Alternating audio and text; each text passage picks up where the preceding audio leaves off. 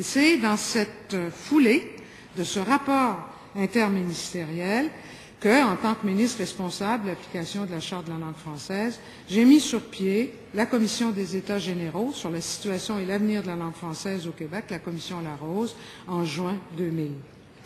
Le mandat de cette commission, Larose, était d'identifier et d'analyser les principaux facteurs qui influencent la situation et l'avenir de la langue française au Québec, de dégager les perspectives et les priorités d'action pertinentes, de procéder à l'examen des articles de la Charte de la langue française mis en cause et de présenter des recommandations visant à assurer l'usage, le rayonnement et la qualité de la langue française, souvent la grande oubliée de toutes nos politiques linguistiques. La Commission Larose, Monsieur le Président, pour réaliser ce mandat, a tenu des audiences dans toutes les régions du Québec, de même que des audiences nationales. Elle a organisé 6 journées thématiques, un colloque international qui portait sur des sujets précis et névralgiques, et aussi un forum national qui a permis à tous les acteurs socio-économiques de réagir aux orientations proposées par la Commission avant que les commissaires entreprennent la rédaction finale du rapport. Si je vous rappelle tout ça, Monsieur le Président, pour vous montrer que la loi 104 a été pensée, c'est pas venu comme ça, dans l'inspiration du moment, un matin, de la part du gouvernement, dans un premier temps de Lucien Bouchard et ensuite de Bernard Landry, mais c'est qu'il y a eu tout un cheminement, tout un processus qui a commencé en 1999, qui s'est poursuivi en 2000 et aussi en 2001, puisque c'est en août 2001 que la Commission Larose a rendu son rapport. Il y avait 149 recommandations au gouvernement qui ont servi à l'écriture de la loi 104. La loi 104 a été présentée en 2002. Donc, toute la réflexion a commencé en 1999 et c'est en mai 2002 que Diane Lemieux, qui était à ce moment-là donc ministre responsable de la Charte, a présenté le projet de loi qui a été adopté avant la fin de la session de cette année-là puis qui a été mis en œuvre le 1er octobre 2002. Cette loi 104, elle visait à modifier la Charte de la langue française pour la renforcer. Et l'une des modifications les plus importantes était la modification des critères pour qu'un enfant puisse fréquenter l'école anglaise non subventionnée par l'État. Le gouvernement souhaitait resserrer ces critères afin de combler les failles qu'exploitaient un certain nombre de familles. Et ce sont ces dispositions que la Cour suprême, bien sûr, on le sait maintenant, a annulées. Et de là, la loi 103, puisque la Cour suprême donnait 1 an au gouvernement pour se conformer à son jugement. Monsieur le Président, le Conseil de la langue française. Mon collègue de Verchères en a parlé tout à l'heure du Conseil de la langue française. Ce Conseil, qui n'est pas en effet un repère de séparatisme, puisque ce Conseil est nommé par le gouvernement, et je pense que M. Conrad Ouellon est un homme extrêmement respecté par toute la population du Québec, c'est un universitaire, et son avis du Conseil de la langue française, je pense qu'il y a 55 pages, mais il vaut la peine d'être lu. Peut-être que c'est la seule chose qui ferait changer d'idée nos collègues d'en face, parce que ce rapport du Conseil de la langue française, il a été très travaillé. Et c'est un rapport substantiel qu'il vaut en effet la peine de lire, et au cas où certains de mes collègues d'en face ne l'auraient pas lu, je vais vous en présenter certains extraits. Parce que, je vous le répète, Monsieur le Président, il y a beaucoup d'organismes qui se sont présentés. On l'a dit en commission parlementaire, les 3/4, sinon 90% de ces organismes sont venus dire au gouvernement qu'ils étaient opposés au projet de loi 103 et ils ont demandé au gouvernement de retirer pour la plupart son projet de loi. Mais je crois que l'avis le plus important, c'est l'avis du Conseil de la langue française, puisque c'est ce Conseil qui avise le gouvernement sur ces questions-là. Il me semble qu'on devrait prendre en considération sérieuse ce qu'il dit. Alors, ce qu'il dit essentiellement dans sa recommandation numéro 3, le Conseil supérieur de la langue française, c'est en page 40, recommande de soumettre les écoles privées non subventionnées à la Charte de la langue française. C'est sa conclusion.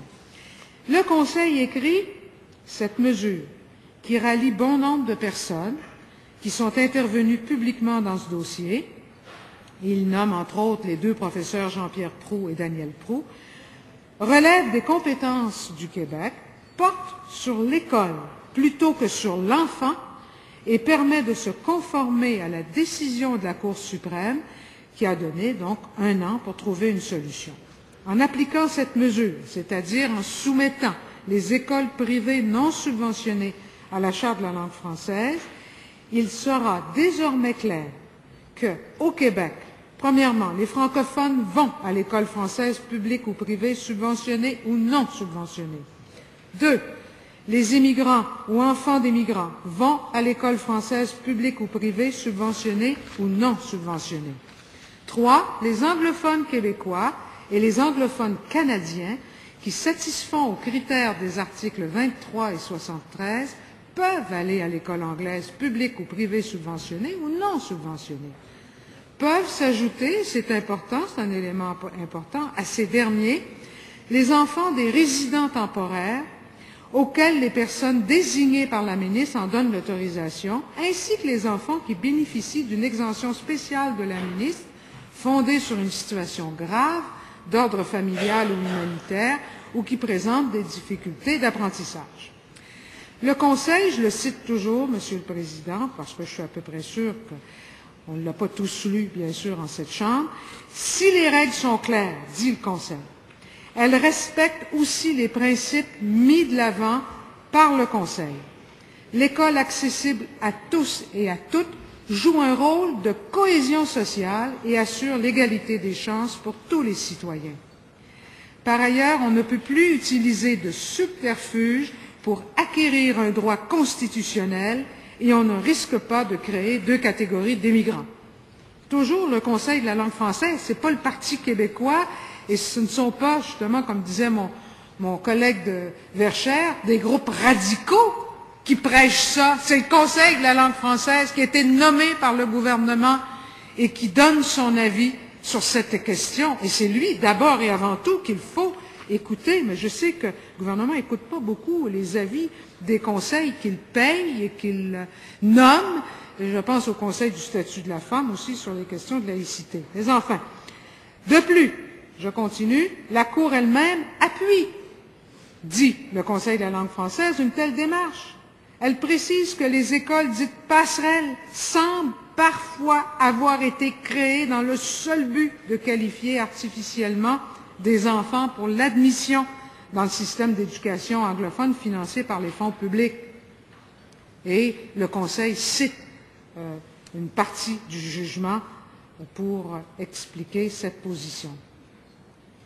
Donc, la recommandation numéro 3 du Conseil supérieur de la langue française, cette mesure, dit le Conseil, porte exclusivement sur l'école. Il est plus facile de contrôler le respect des lois par une école que d'évaluer l'authenticité du parcours scolaire individualisé des élèves, d'autant plus qu'une école ne peut enfreindre la loi sans qu'il y ait sanction.